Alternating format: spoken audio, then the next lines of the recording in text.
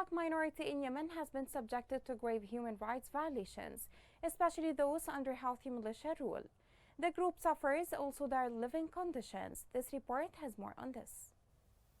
The conditions of the war in Yemen have reflected on the marginalized people and increased their poverty. Shadia Salah, a mother of 6 children, was displaced to Ma'rib Governorate to live with her peers in an environment that lacked the most basic necessities of life. Shadia and the rest of the families did not receive the support provided by local and international organizations for the displaced.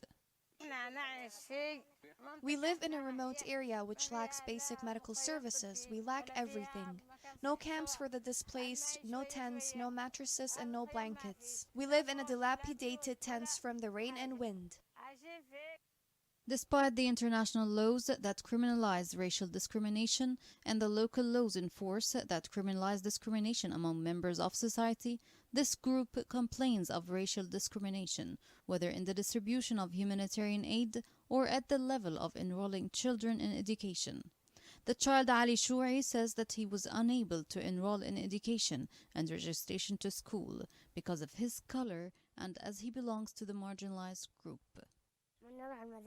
We go to school, we study, but people keep telling us, "Go away, slaves." The marginalized gather in isolated blocks on the margins of cities and their entrances in various Yemeni governorates, and the capital Sana'a is the most concentrated city for this category, which made them, according to their assertion, vulnerable to exploitation by the Houthi militia, which sought to exploit them under the name of Bilal's grandchildren, drove thousands of them to the fronts and forced them to fight in the front lines, which resulted in the killing and wounding of hundreds of them to find themselves neglected and within the least concerns of the leaders of the racist militia.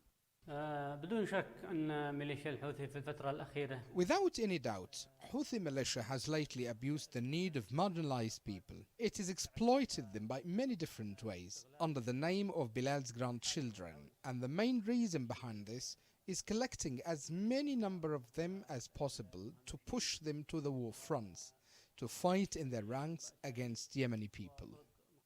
About 4 million people of the marginalized group, according to UN reports, live in the folds of war and discrimination.